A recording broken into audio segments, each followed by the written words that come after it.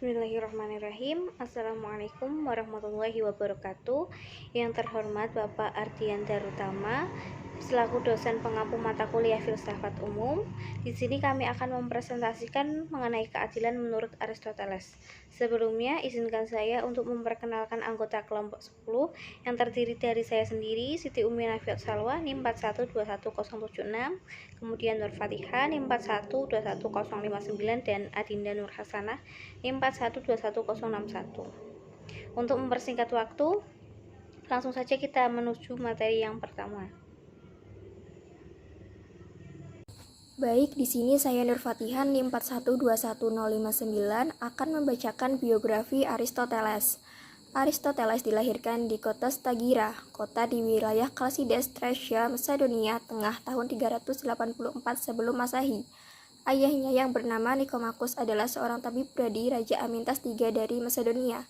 Ayahnya meninggal ketika Aristoteles berusia 15 tahun. Karena itu, ia kemudian diasuh oleh pamannya yang bernama Prosenus.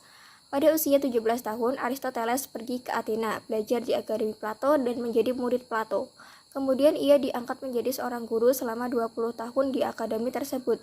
Di bawah asuhan Plato, dia menanamkan minat dalam hal spekulasi filosofis. Aristoteles merupakan orang pertama di dunia yang dapat membuktikan bahwa bumi itu bulat. Pembuktian yang dilakukannya dengan jalan melihat gerhana.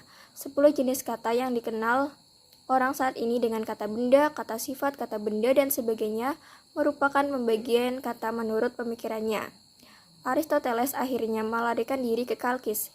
1 tahun setelah pelariannya ke kota itu, tepat pada tahun 322 sebelum Masehi, Aristoteles meninggal pada usia 62 tahun. Selanjutnya saya serahkan ke pemateri selanjutnya.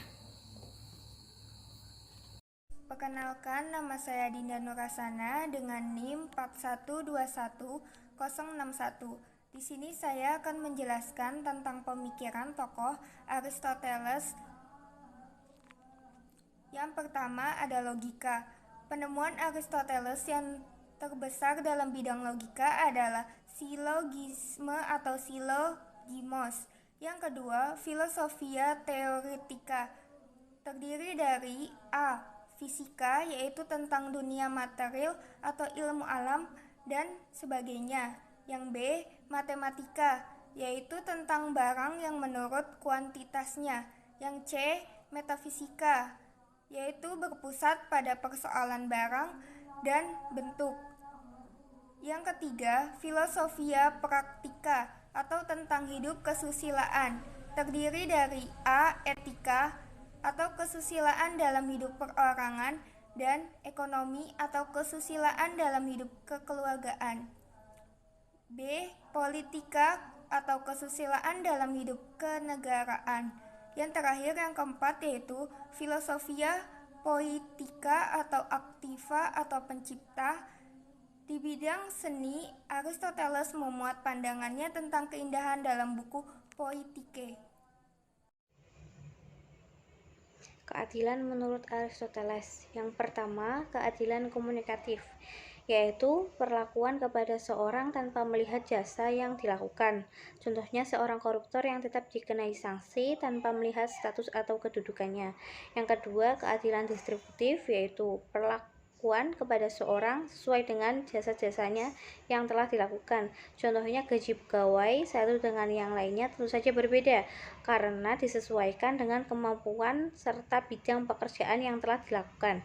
Yang ketiga, keadilan kodrat alam, yaitu perlakuan kepada seorang yang sesuai dengan hukum alam. Contohnya, jika kita berbuat baik kepada orang lain, maka orang lain akan berbuat baik juga kepada kita. Yang keempat, keadilan konvensional, yaitu keadilan yang terjadi pada saat seorang telah mematuhi peraturan yang berlaku khususnya perundang-undangan. Contoh, warga Indonesia mematuhi peraturan perundang-undangan yang telah ditetapkan di negara kita. Yang kelima, keadilan perbaikan, yaitu keadilan yang terjadi setelah seorang mencemarkan nama baik orang lain. Misalnya, pelaku pencemaran nama baik membuat klarifikasi permohonan maaf kepada korban secara langsung maupun lewat media karena telah mencemarkan nama baik korban. Demikianlah presentasi dari kelompok 10. Mohon maaf apabila terjadi kesalahan. Akhirul kalam. Wassalamualaikum warahmatullahi wabarakatuh.